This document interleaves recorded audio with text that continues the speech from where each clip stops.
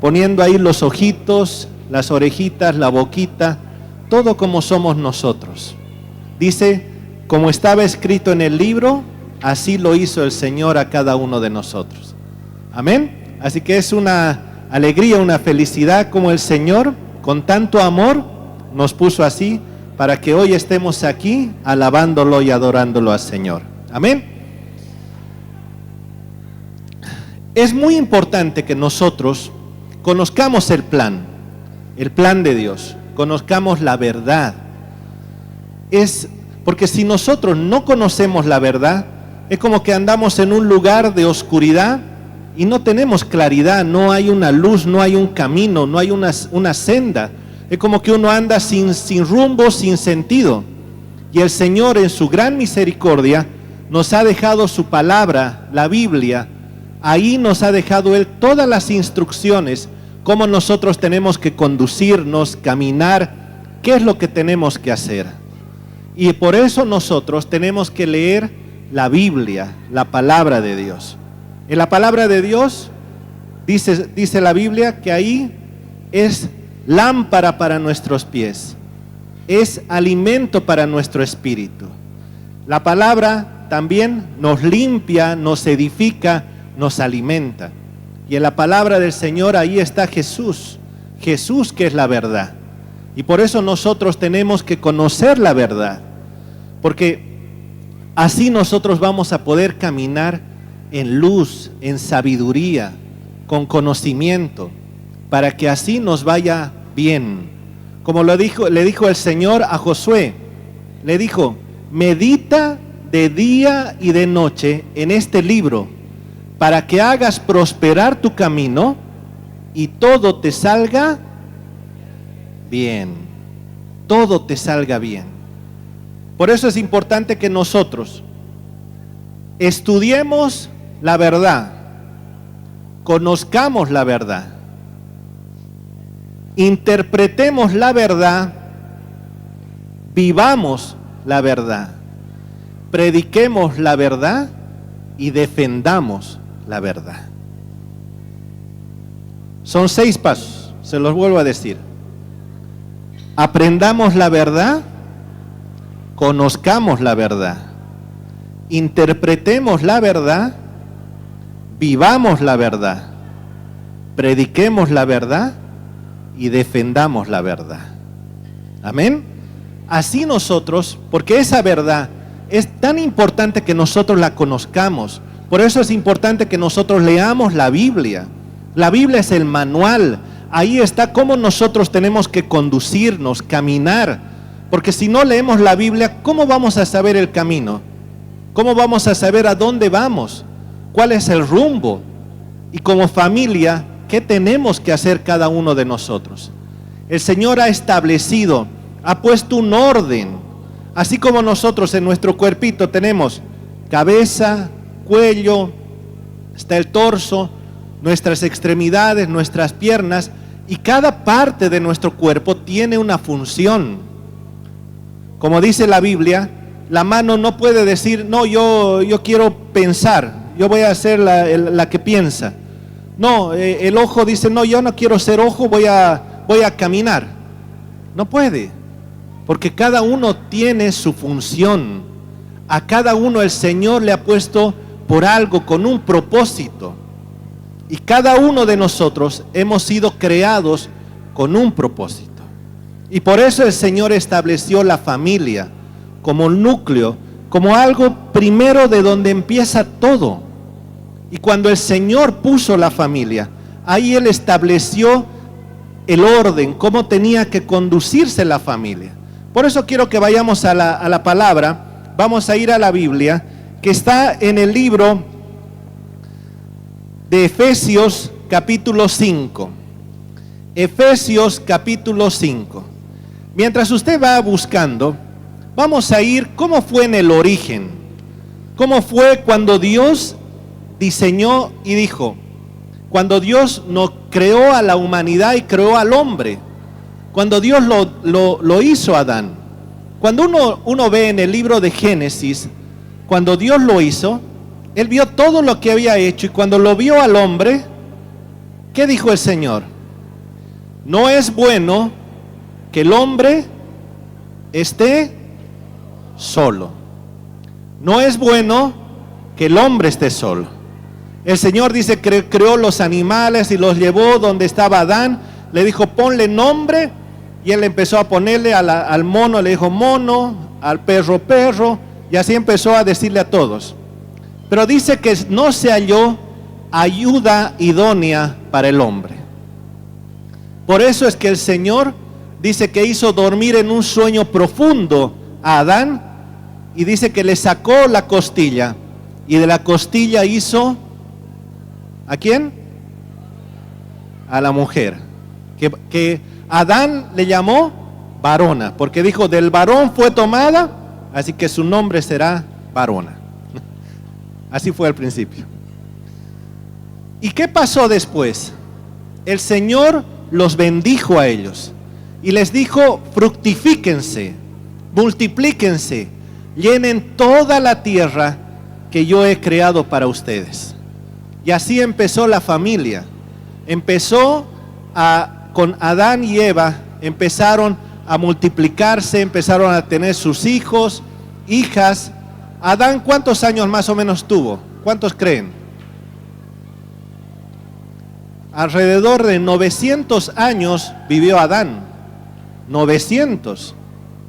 ¿Cuántos hijos habrán tenido? Porque dice, cuando uno va a la genealogía, empieza a decir Adán vivió 120 años y engendró a Set. Set vivió, no sé, 100 años y engendró, y ahí empieza toda la genealogía. Y después dice, y vivió Adán 780 años y tuvo hijos e hijas y murió. Y así empieza a detallar de cada uno.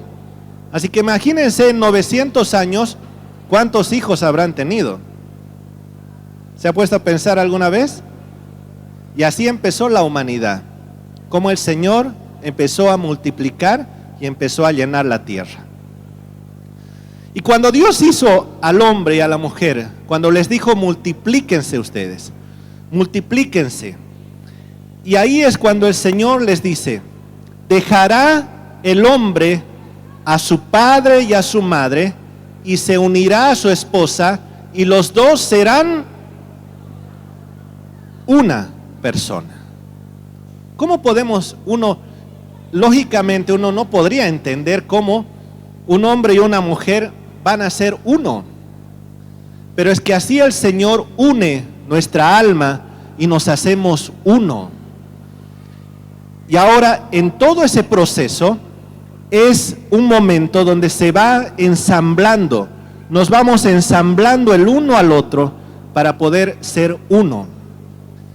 Y nosotros, por eso su palabra dice, dejará el hombre a su padre y a su madre y serán uno. ¿Por qué? Porque el Señor quiere que nosotros crezcamos, maduremos. El propósito de Dios es que siempre nosotros crezcamos, que no nos quedemos ahí, sino tenemos que madurar.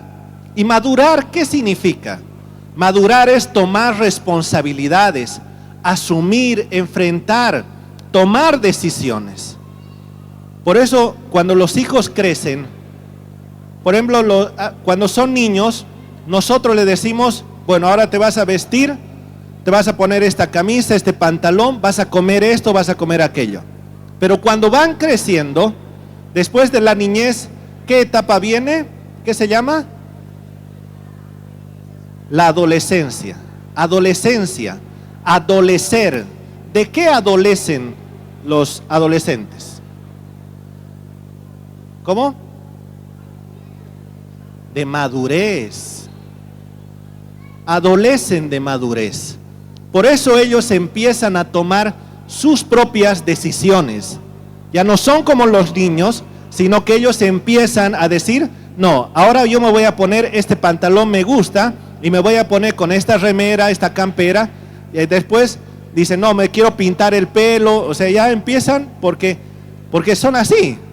Y nosotros como papás tenemos que decirles, esto está bien, esto no, esto te hace bien, esto no. Pero cuando no hay un control, cuando no hay una dirección, no hay una instrucción, los niños hacen lo que quieren. Y cuando son adolescentes, ese es el problema. Cuando a veces los papás no le ponemos un límite, no le damos instrucción, no le decimos hasta aquí sí y hasta acá no, porque a veces desde niños ellos empiezan, porque a veces todos hemos sido así. Todos nosotros, aún hoy día de grandes, aunque nos veamos así con bigote, con pelo, todos somos a veces medio malcriados, porque a veces nos pasa eso con el Señor. Cuando nosotros pedimos algo, queremos que el Señor nos dé lo que nosotros pedimos, y nos enojamos si no recibimos. Y es lo mismo en los muchachos, cuando nosotros les ponemos límites. Y ahí empiezan los berrinches, ahí empiezan las pataletas, y por qué no, y empieza a llorar, y empiezan a quejarse. Y el tema es cuando uno no le pone un límite, cuando uno lo deja. Porque cuando uno lo deja, y el niño, el adolescente, ve que no tiene límite, le levanta la mano, golpean a los padres, golpean a los profesores. ¿Por qué? Porque no tienen límite. ¿Y de quién será la responsabilidad? ¿Quién es el responsable de todo eso? Los padres. Por eso es que nosotros tenemos la responsabilidad como padres. Vamos a ir a la palabra que está en Efesios capítulo 5. Me va a ayudar mi esposa. Efesios capítulo 5, desde el versículo 21 hasta el versículo 25. Es más, sométanse unos a otros por reverencia a Cristo. Someteos unos a otros en el temor de Dios. Para las esposas, eso significa, sométase cada una a su marido como al Señor, porque el marido es la cabeza de su esposa, como Cristo es cabeza de la iglesia. Él es el salvador de su cuerpo, que es la iglesia. Así como la iglesia se somete a Cristo, de igual manera la esposa debe someterse en todo a su marido. Para los maridos, eso significa, ame cada uno a su esposa, tal como Cristo amó a la iglesia. Él entregó su vida por ella. Amén. ¿Qué significará someterse? ¿Qué será someter? Yo busqué en el diccionario y someter significa, es un verbo que nombra la acción, dice, de oprimir, doblegar o dominar a otro ser humano o a un grupo de individuos. Someter. Dice, oprimir, doblegar. ¿Habrá querido decir eso el Señor? No es así. Por eso cuando uno lee, por eso la importancia de interpretar bien la verdad. No es, porque acá dice, primero dice, sométanse unos a otros. Sométanse. Y después dice, la esposa, sométase al marido. Entonces no significa que el marido tiene que doblegar, obligar, que la esposa es como si fuera un trapo que tiene que recibir órdenes. No es así. Someterse los unos a los otros es estar dispuesto a entregarse por los demás. Estar dispuesto a darse por amor. Cuando uno se brinda, el papá como responsable del hogar, por eso al hombre el Señor lo ha puesto como cabeza, pero no como para que él haga lo que quiera, no, porque él tiene la responsabilidad delante de Dios. Y por eso también la Biblia nos dice que la cabeza del hombre es Cristo, es Dios. Y por eso por ahí fluye la bendición. Por eso dice que la unción entra por la cabeza y se pasa por todo el cuerpo, por las vestiduras, hasta lo último. Así viene la bendición del Señor. El hombre tiene mucha responsabilidad delante de Dios. Nosotros como padres en nuestro hogar tenemos la responsabilidad delante de Dios, porque un día daremos cuentas delante del Señor qué hemos hecho con nuestra esposa, con nuestros hijos. Por eso no es que uno puede maltratar, sino es un trabajo en equipo, un trabajo de amor. Cuando Dios lo hizo a Adán, Él dijo, no es bueno que el hombre esté solo. No es bueno. Le haré una ayuda idónea. Una ayuda. Quiero hacer un ejemplo. Amor, ven un ratito.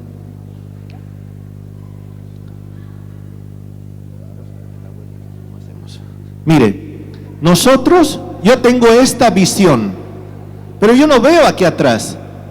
Por eso la necesito a ella para que vea toda la parte de atrás. Y así tenemos una visión completa.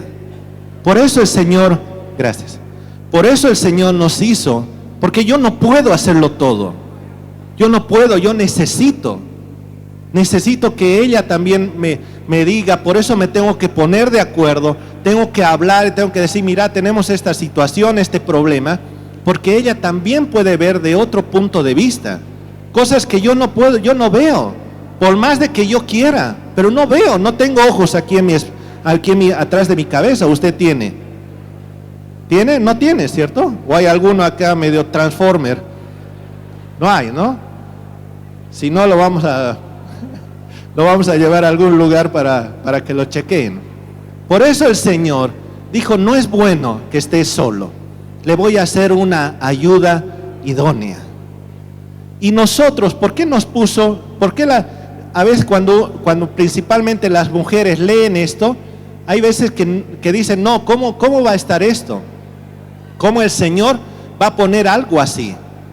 Es que el Señor puso, en realidad, para que usted sea cuidada, sea amada. Esa es la función del esposo, de cuidar y amar, proteger. Entonces, por eso es lo bueno como mujer. Por eso el Señor tanto ha amado a la mujer que ha dicho, yo voy a poner a alguien que te proteja, te cuide, te provea. Y esa es la función del esposo. Nosotros somos responsables y tenemos que proveer, cuidar y amar a nuestra familia. Amén. Amén. Sigamos leyendo. ¿Qué dice? Después dice, porque el marido es cabeza de la esposa, como Cristo es la cabeza de la iglesia. Y acá en el verso 25 dice, ame cada una a su esposa, tal como Cristo amó a la iglesia, y Él se entregó su vida por ella. Mire la comparación que hace. Cómo nosotros tenemos que amar a nuestra esposa. Cuando vemos a Cristo, lo que Él hizo, lo que hizo por todos nosotros, por amor. Él nos ha puesto una meta bastante alta. No es así nomás. Por eso es que nosotros tenemos como papás cuidar, amar a nuestra familia, a nuestros hijos. Sigamos leyendo. Vamos a leer el verso, seguimos en Efesios 5, vamos a leer el verso 31. Como dicen las Escrituras, el hombre deja a su padre y a su madre y se une a su esposa, y los dos se convierten en uno solo. Los dos se convierten en uno solo. Esa es la voluntad del Señor.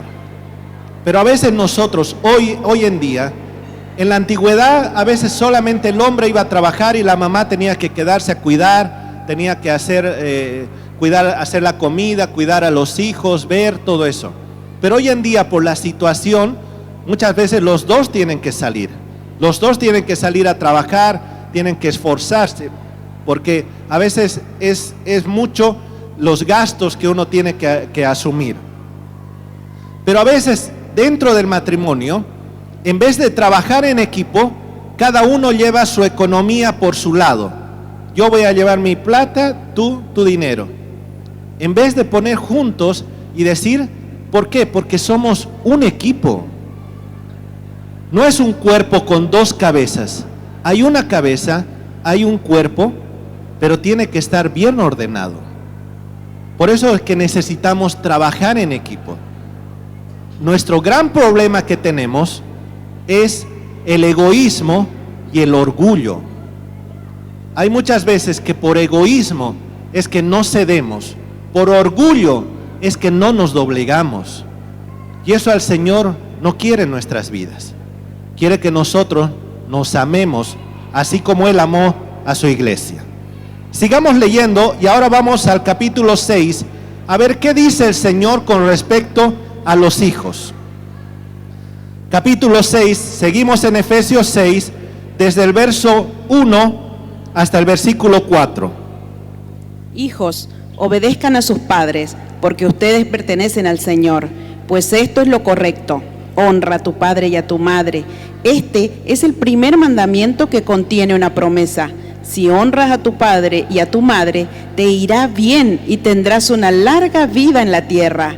Padres, no hagan enojar a sus hijos con la forma en que los tratan. Más bien, críenlos con la disciplina e instrucción que viene del Señor. Mire cómo el Señor dejó las instrucciones. ¿Cómo tiene que funcionar una familia? ¿Cuál es la función del padre, de la madre? Y ahora dice de los hijos. Dice, hijos, obedezcan a los padres. El Señor mandó ese mandato a los hijos. Hijos, obedezcan a los padres. Hay otros versículos que hablan sobre cómo es la familia, que está en Colosenses, en Primera de Pedro, y en una de ellas dice, hijos, obedezcan en todo a vuestros padres, para que así sean bendecidos, para que tengan éxito. Ahora, ¿por qué un hijo tiene que obedecer al padre? Porque a veces nos pasa. Yo ahora tengo mis hijos que están aquí adelante. Está mi hija, la menor, que es Isabela, tiene 11 años. Mi hijo Ezequiel, que tiene 17. Y mi hijo Jonathan, que está estudiando, tiene 22 años. Ahora, cuando ellos van creciendo y van tomando ellos sus decisiones, a veces les cuesta confrontar con lo que el padre pueda dar un consejo. Y muchas veces nos ha pasado a nosotros, tal vez con nuestros papás, y decimos, ¿qué vas a ver? En su tiempo habrá sido así. No, yo voy a hacer esto porque a mí me parece. Pero es que el Señor por algo dejó esas instrucciones. Aún en el libro de Proverbios le dijo, hijo, no menosprecies los consejos de tu madre. Como el Señor ha puesto desde el principio para que nosotros aprendamos, para que nosotros nos manejemos. ¿Por qué? Porque yo como papá, yo no quiero el mal para mi hijo. Yo quiero que les vaya mejor que a mí. ¿Amén? ¿O los padres no quieren eso? Queremos, ¿cierto? Queremos que nuestros hijos sean mejores. Por eso también a veces nos equivocamos en decir, le voy a dar lo que yo nunca tuve. Y a veces también exageramos. Por eso nosotros siempre tenemos que buscar el equilibrio. No irnos a un extremo, ni tampoco al otro extremo, sino estar en equilibrio. Y así es como nosotros les podemos dar un consejo, una instrucción a nuestros hijos, pero es por su bien. Porque muchas veces nos ha pasado que ya nos hemos golpeado con la pared o nos hemos caído en algo, cuando había un hueco, había algo, y hemos dicho, no quiero que te pase eso, hijo, porque a mí ya me pasó. Yo me golpeé, me rompí la pierna, porque no presté atención, no me cuidé, me descuidé, entonces yo no quiero que te pase lo mismo. Por eso es la importancia del hijo de obedecer a su padre. Y después dice, honra a tu padre y a tu madre, porque ahí hay una promesa. ¿Qué dice la promesa? Dice, si honras a tu padre y a tu madre, te irá bien y tendrás una larga vida en la tierra. Si honras a tu padre y a tu madre. A veces cuando ya vamos creciendo, nos vamos olvidando de nuestros papás, porque a veces tenemos la responsabilidad, el trabajo, y nos vamos olvidando aún de llamar a nuestros papás y decir, ¿cómo estás? ¿Estás bien? ¿Necesitas algo? De ir a visitar. Y cuando se van poniendo mayores, más viejitos, nuestros papás, muchas veces los olvidamos. Y en el peor de los casos, algunos les quieren quitar sus cosas y meterlos en un lugar, o aún algunos prefieren que se mueran porque ya son una carga. Cuando acá la palabra dice, honra a tu padre y a tu madre. No importa cómo haya sido él. No dice siempre y cuando haya sido un buen padre o una madre, tú hónralo. No. Acá hay una promesa del Señor. Si nosotros honramos y amamos a nuestros padres, si estamos ahí pendientes de lo que ellos puedan necesitar, si les brindamos algo, una llamada. Hay muchos que cuando ya se ponen mayores, quieren aunque sea una llamada, quieren visitarte aunque sea un momento, quieren estar contigo, quieren estar con tu familia, y a veces uno no les da ni un tiempo a los papás. Pero acá la promesa del Señor dice, si nosotros honramos a nuestros padres, tendremos larga vida. Parecería cuando uno es joven,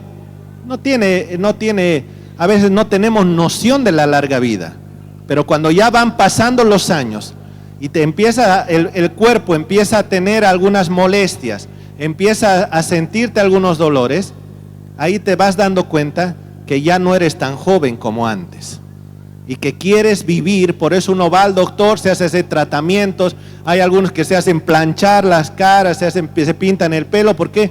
Porque no quieren ser mayores, no quieren aparentar ser mayores.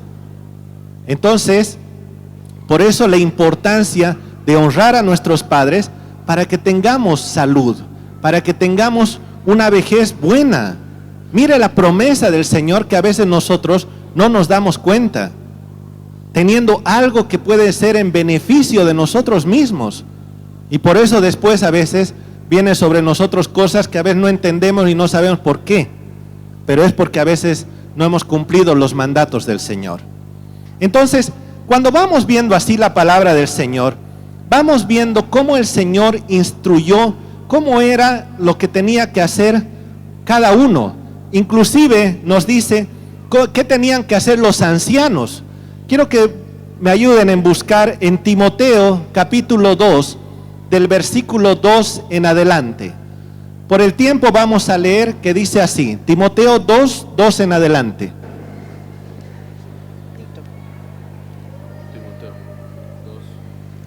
Que los ancianos sean sobrios, serios, prudentes, sanos en la fe, en el amor, en la paciencia.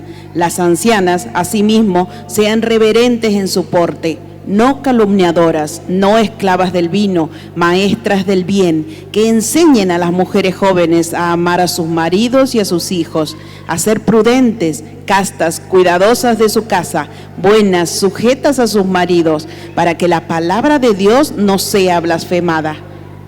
Mire la función, cómo el Señor en su misericordia, en su amor, puso cada uno lo que tiene que hacer. Cuando habla de las ancianas, dice, ancianas, hablen a sus hijas, a sus nietas, hablen, cuéntenles cómo tienen que hacer, cómo tienen que ser en su casa, de qué manera se tienen que conducir. Porque a veces, no sé si les ha pasado a ustedes, el hombre es diferente a la mujer, no pensamos igual, no miramos de la misma manera. A veces las mujeres dicen, ¿por qué no te das cuenta? Cuando ellas hablan algo es como que nosotros tenemos que adivinar y no nos damos nosotros cuenta. No es que seamos malos, sino no nos damos cuenta. Por eso tienen que tener las mujeres un poquito más de paciencia con los hombres, porque nosotros somos hombres más lógicos. No estamos, a veces para nosotros, por ejemplo, pensar nosotros pensamos una cosa y hay veces que no pensamos nada. Hay muchas veces que estamos viendo, vemos el techo y no pensamos nada. Pero las mujeres no. Las mujeres piensan 2, 3, 4, 5 cosas a la vez, ya están pensando en una cosa, en otra. No, nosotros no. Así que mujeres, ténganos paciencia. muéstrenos un poquito de paciencia y de amor. Por eso las ancianas tienen que enseñar, dice, a las mujeres cómo nos tenemos que conducir. Por eso es la importancia en el matrimonio de que lo hablemos, de que nos pongamos de acuerdo, de que podamos poner y decir, a ver, porque muchas veces tenemos, hace un momento el ejemplo que les daba, yo tengo una perspectiva, una visión, pero mi esposa tiene otra. Entonces me tengo que poner de acuerdo y decir, bueno, a ver, porque muchas veces nos ha pasado a nosotros en mi matrimonio, que a veces estábamos peleando porque no, a ver, tienen que ustedes, yo creo que sabemos, pero es bueno repetirlo. Primero, no hay hombre perfecto, no hay mujer perfecta, no hay matrimonio perfecto, no hay. Así que cuidado, no diga, no, justo me ha tocado esta mujer, podría haber sido la otra que me gustaba, tal vez me hubiese ido mejor. No, no hay mujer perfecta, ni hay hombre perfecto. Por eso es que nosotros tenemos que hablarnos, tenemos que ir haciendo el equipo, poniéndonos de acuerdo, haciéndole, yo algunas veces, yo le decía, no, pasa esto, mira, yo lo veo de esta manera. Y ahí es cuando ella me decía, ahora entiendo. Yo le decía, mira, esto es así, o ella me explicaba también, entonces yo la podía entender. Porque el matrimonio es ir dejando, negando, es ir amándonos, yo bajando un poco, ella también bajando en otro, para que podamos caminar. Es como la rueda. La rueda tiene que ser perfectamente circular, redonda. No puede estar más arriba, más abajo, para que pueda andar. Entonces nosotros de esa manera tenemos que conducirnos. Vamos a seguir en la palabra, cómo el Señor nos dejó, se los leo rapidito, en Proverbios 22:6, donde dice, cómo el papá tenemos que instruir a nuestros hijos. Dice, instruye al niño en su camino, y aun cuando fuere viejo, no se apartará de él. Es un proverbio muy conocido, cómo nosotros tenemos que instruir a nuestros hijos. Y lo segundo, que quiero que me ayudes, está en Deuteronomio 6:6, donde dice así: y estas palabras que yo te mando hoy estarán sobre tu corazón, y las repetirás a tus hijos, y hablarás de ellas estando en tu casa, y andando por el camino, al acostarte y cuando te levantes, y las atarás como una señal en tu mano, y estarán como frontales ante tus ojos, y las escribirás en los postes de tu casa y en tus puertas. Así el Señor le dijo a Moisés, quiero que les hables a tus hijos y les repitas, no una sola vez. ¿Repetir qué significa? Significa varias veces, ¿cierto? O sea que es necesario, porque a nosotros también nos pasa. Hay algunas veces que nosotros leemos una porción de la Biblia, pasa tiempo y nos hemos olvidado. Hay algunos que tienen mejor capacidad para retener o memorizar, pero hay otros no. A mí me pasa. Yo tengo que volver a leer y leer y leer porque no me quedan a mí. Yo no soy de las personas que memorizo y digo en Mateo 6:8 dice, hay algunos que tienen esa capacidad, yo no. Pero por eso nosotros necesitamos leer y volver a leer y volver a leer para que se vaya quedando eso en nosotros. Y eso el Señor, por eso le dijo a Moisés, quiero que a tus hijos les repitas y les enseñes. Cuando te levantes, cuando salgas a la casa, cuando vayas caminando por la calle, cuando entres, cuando salgas, cuando estés en la mesa. O sea, ese es el mandato del Señor, para que así nosotros les enseñemos a nuestros hijos la palabra de Dios, les enseñemos lo bueno, lo correcto, para que ellos sean hombres y mujeres de bien. Eso es lo que el Señor quiere.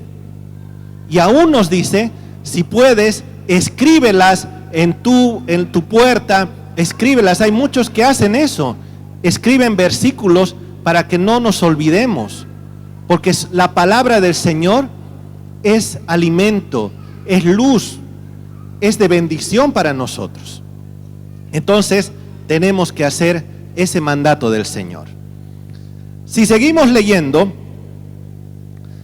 vemos cómo el Señor, cuando nosotros edificamos, Él nos da en Mateo 7, 24, dice así: Cualquiera pues que me oye estas palabras y las hace, le compararé a un hombre prudente que edificó su casa sobre la roca. Descendió lluvia y vinieron ríos y soplaron vientos y golpearon contra aquella casa, y no cayó porque estaba fundada sobre la roca. Pero cualquiera que me oye estas palabras y no las hace, le compararé a un hombre insensato que edificó su casa sobre la arena, y descendió lluvia, vinieron ríos y soplaron vientos y dieron con ímpetu contra aquella casa, y cayó, y fue grande su ruina. Aquí nos habla de dos hombres, el hombre prudente y el hombre insensato.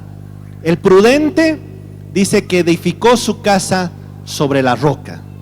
Cuando escuchamos, dice la palabra del Señor, Jesús, cuando Él estaba predicando, le dijo: si ustedes escuchan esto y obedecen, porque no dice la palabra, no tenemos que ser tan solo oidores, sino, ¿cómo?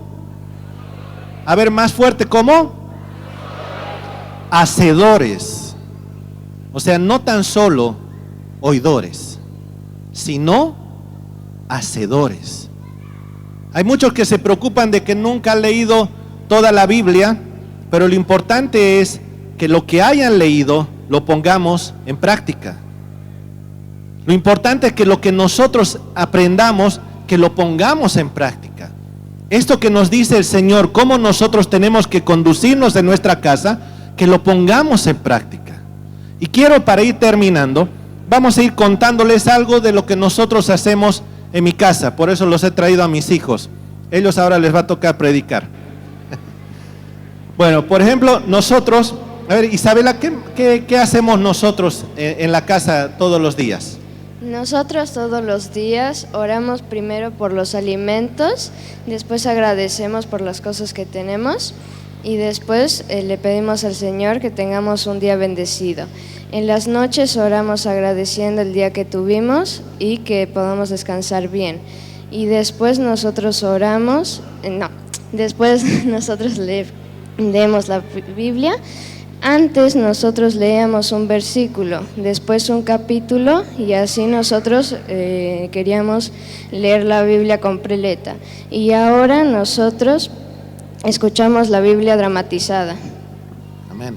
No sé si ustedes han escuchado la Biblia dramatizada. Amén.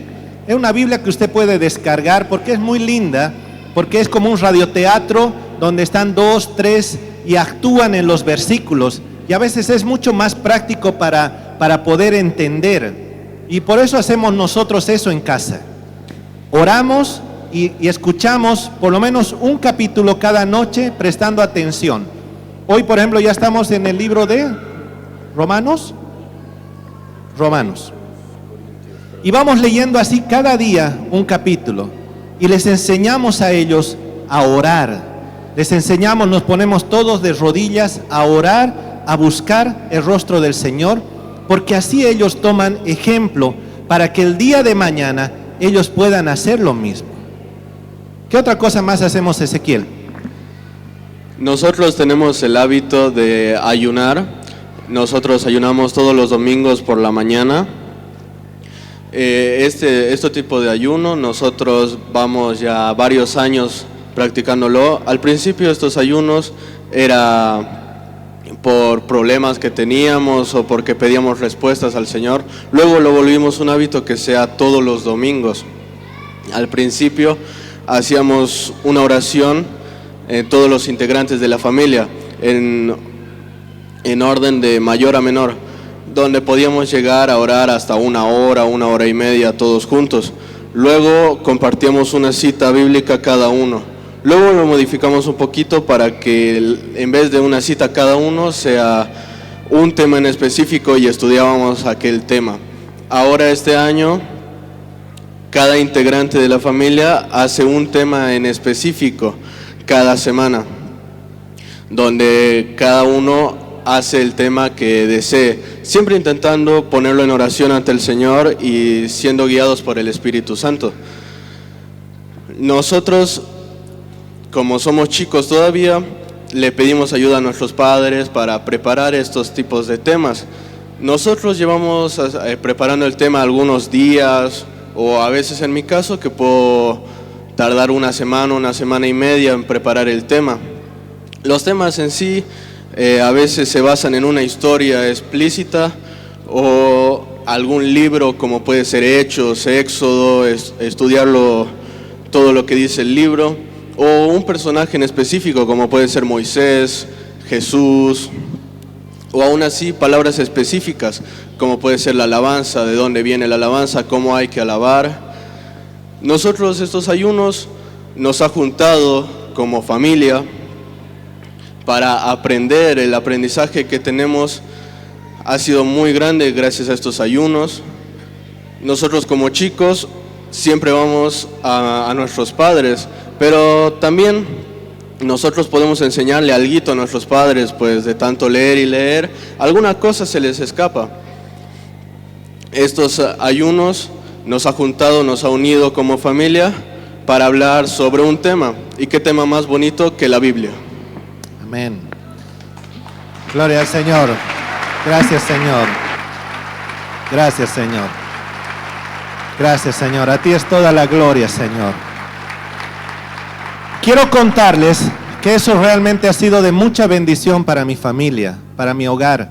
En algunas oportunidades he tenido que viajar, por trabajo a veces tengo que viajar a mi país, y en algunas veces he viajado con mi esposa y se han quedado ellos con mi suegra, y ellos han sido fieles aún ellos solos. En alguna oportunidad nos habíamos olvidado y decimos, uy, ¿habrán orado, habrán ayunado? Y ellos después nos cuentan, nos dicen, sí. Y a veces mi hija menor era la que tomaba la rienda y decía, bueno, ahora tú comparte una palabra, ahora te toca orar a ti, y así empezamos. Pero esto, hermanos, lo podemos hacer todos. Por eso la palabra dice, instruye a tu hijo, instruye, enséñale.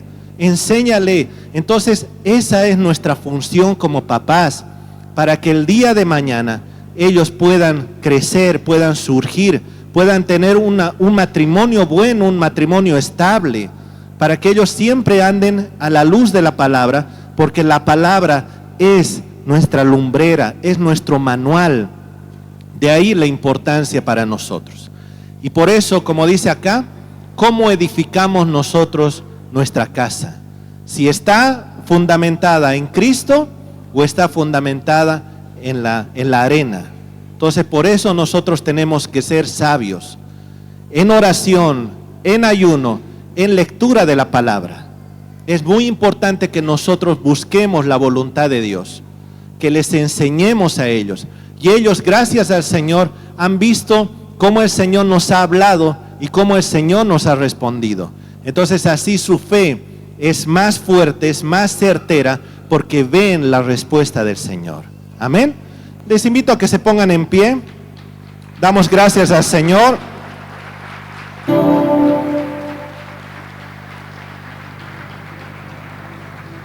Por último, les leo